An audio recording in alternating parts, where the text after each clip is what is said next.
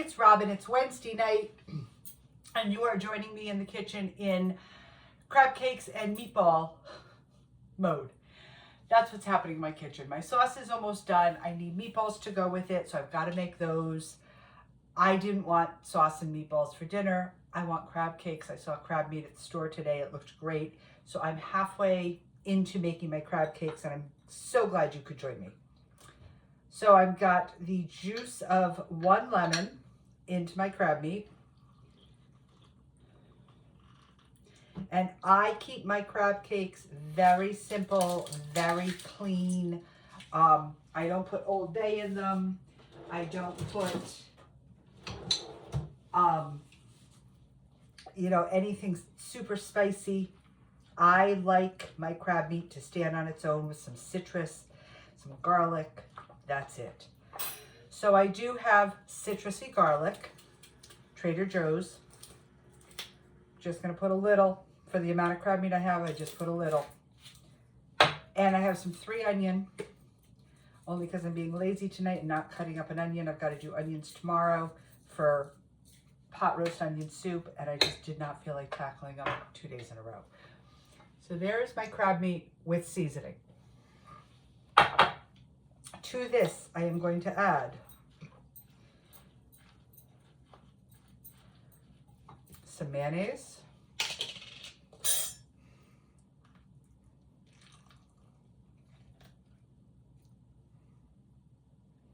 and guys, I am just eyeballing this,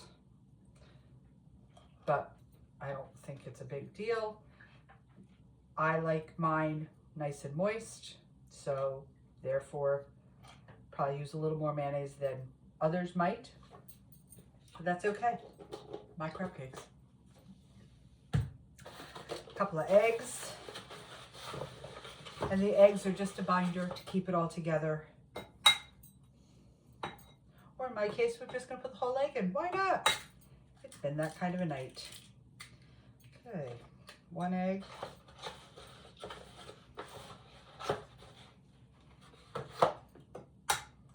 2 eggs. Get these eggshells out of here. And in the other bowl that you can see, I do have bread soaking in milk for my meatballs. I do that. Some people do, some people don't. Those were 2 pieces of sourdough bread. They're still fairly soft. If you don't know about wax wraps, wax fabric wraps is what they're sometimes called, to keep your sourdough, go on Amazon. They'll be in my storefront by Saturday. They are amazing. You put your bread in it, fold it up, keeps it fresh, keeps it soft. When you're done, you just wash it. I use them for bowl coverings. I use them for my cracker coverings. They're amazing. Like I said, find some, get some, use them. They're just great. But back to my crab cakes. Because crab is salty, I'm not putting any salt. They can get salted when they're being eaten, but I don't put salt in my crab cakes. Just because I don't. No, just because the crab is salty. Okay. I have my sourdough breadcrumbs, and I have Italian breadcrumbs. I'm going to use whatever I want. I'm going to actually put these bigger pieces in with the milk for my meatballs. How's that work? One way to use up. Because some of these were bigger chunks and I just didn't. But that's okay. So I'm going to get some of these smaller chunks of breadcrumbs. And of course, the more I play with it, the more I get big chunks. Okay. Smaller chunks of breadcrumbs. Not putting a ton in. I don't like filler crab cakes. I like crabby crab cakes. So I am just putting in some breadcrumbs to absorb some of the fluid and help bind everything together. That might very well be enough. These will get cooked on the stovetop in butter in a frying pan. so that they get that buttery goodness on the crab. They'll be lemony, they'll be buttery, perfect.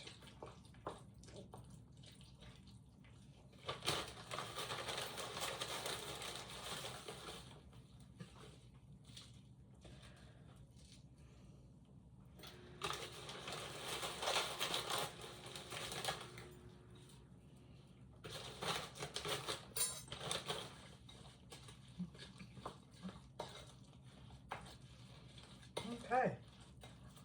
And those need to sit together for, I don't know, 15, 20 minutes.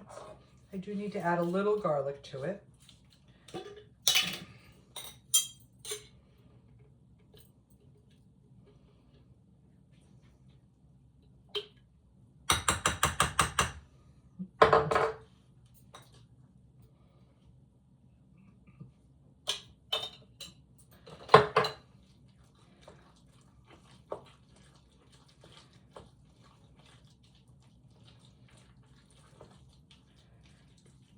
Now these will just sit and everything will marry together while I make my meatballs.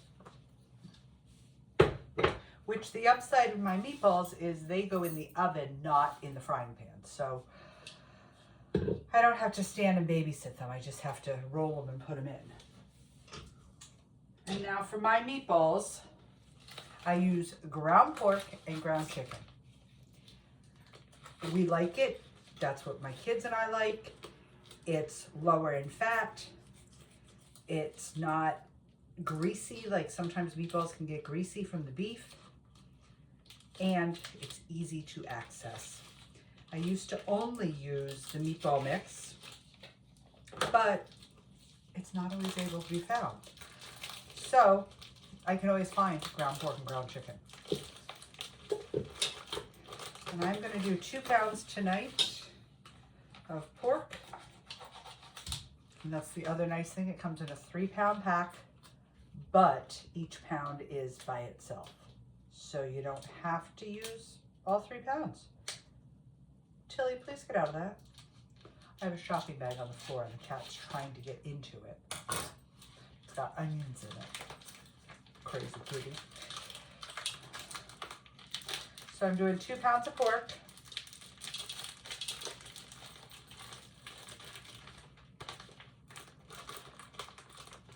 And I also use this when I make meatloaf.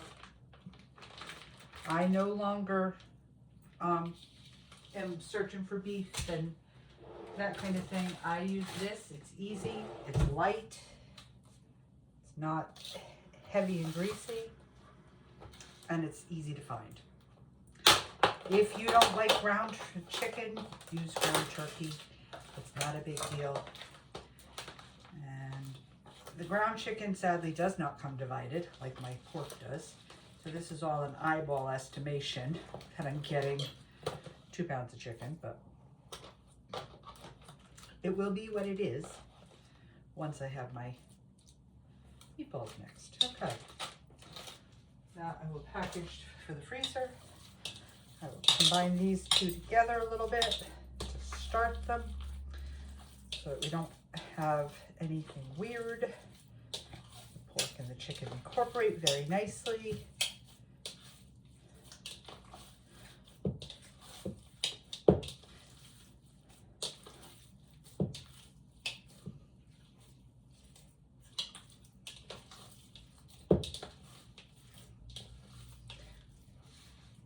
And to this, I'm going to add garlic.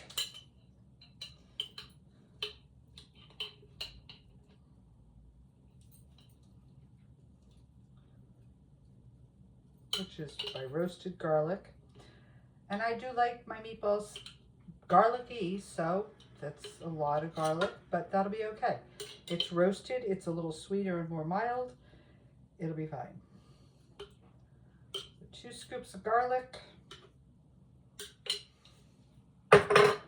Some Italian herb seasoning.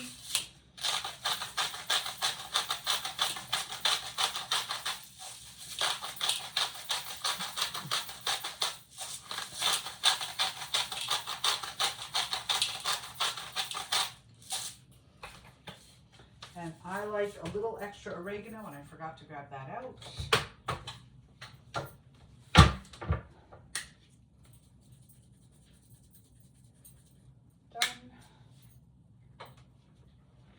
Done. A little of the Italian seasoning breadcrumbs. Done. Now, I've had my milk and my bread in a bowl together. It's absorbed pretty much all the milk. It's nice and soft. It's nice and moist. It's wet, whatever you want to call it. Whoops. And actually, it needs more milk. So I mix in my eggs. That can sit with a little bit more milk to continue absorbing. Because that's one of the fluids that I count on in my meatballs. Eggs. Because I'm doing 2 pounds, I'm probably going to put 3 eggs in, but I'm going to start with 2 and see what we have for texture.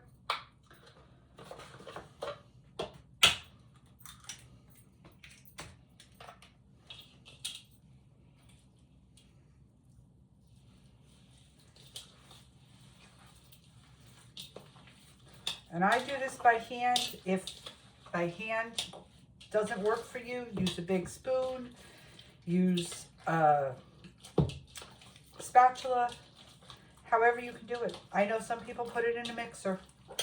Whatever works for you to get it mixed. I find using my hands the best.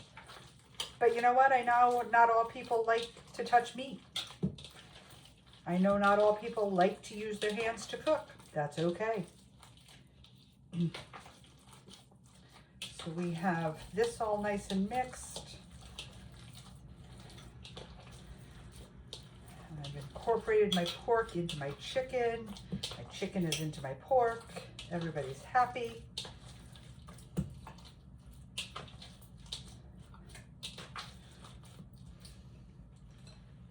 Okay, my bread's about soft.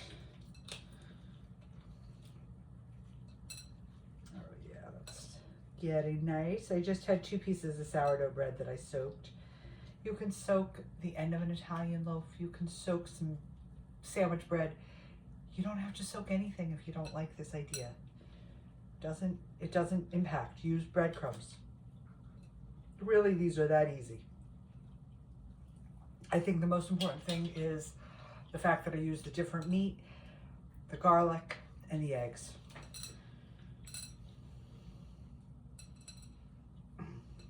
And I'm just breaking up my pieces of bread so that they're not too big. Because that does sometimes get weird when you get a meatball and it's got like a hunk of bread in it. It's happened. It's homemade. Got nothing automated here, guys.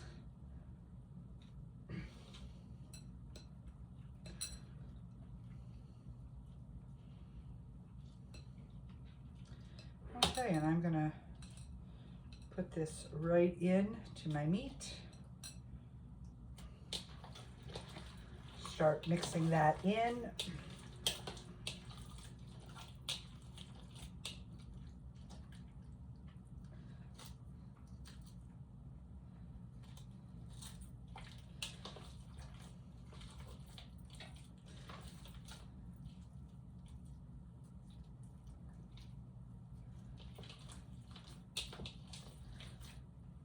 Tomorrow we're gonna have how to roll my cinnamon rolls.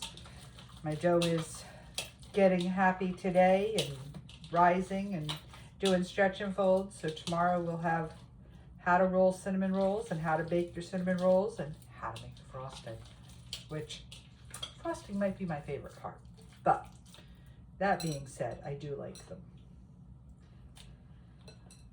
And again, I'm just throwing a handful in, going to incorporate it, and then I'll put the milk in.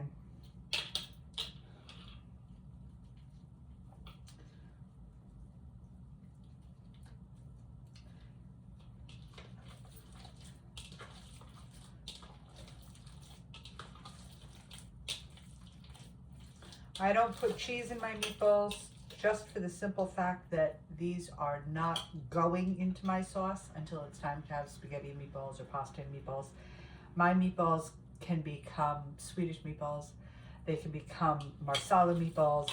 They can become a meatball sub. So I don't put cheese in my meatballs anymore. I used to. But since I make such a large batch now, I have stopped putting the cheese in because sometimes it doesn't work. Like a Swedish meatball doesn't have cheese. If I'm doing a soup, I don't want cheese. And that's the thing. I make 3 sizes of meatballs. I'm going to now pour the milk in that has all the crumbs and the goodness. Put the shells in there. Mix that in.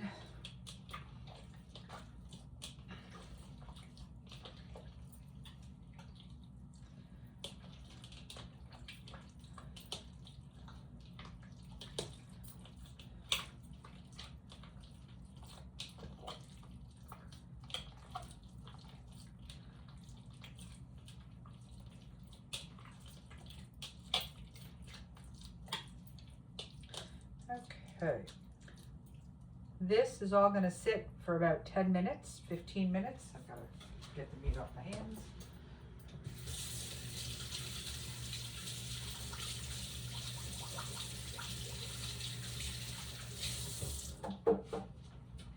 And while that sits, it'll incorporate everything together.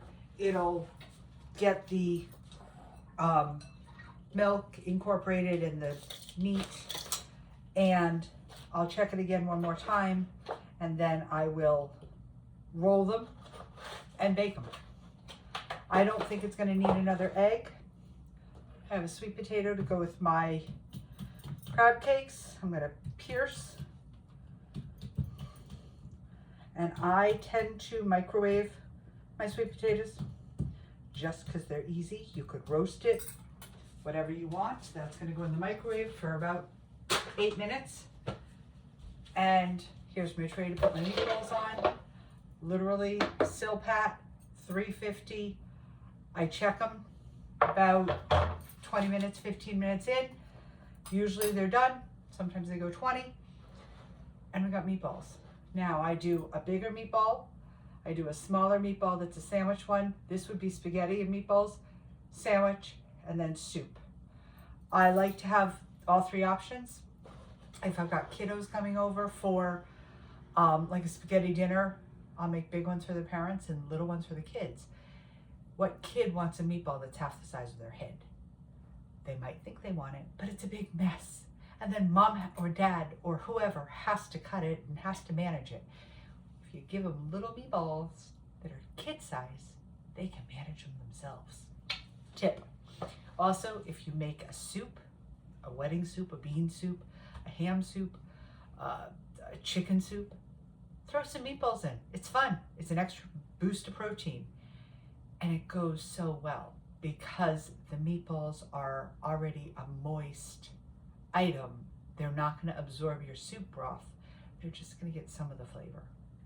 And they'll stay nice and moist. I don't like dry meatballs. Many people do. I don't. So I have come up with ways to keep mine nice and moist. There you go. Guys, tomorrow night we are rolling and cutting and baking cinnamon buns with gooey, chewy, yummy bottoms on them. That is how my mom did it. She also called them sticky buns, not cinnamon buns sometimes. Just depended. But they have ooey gooey goodness.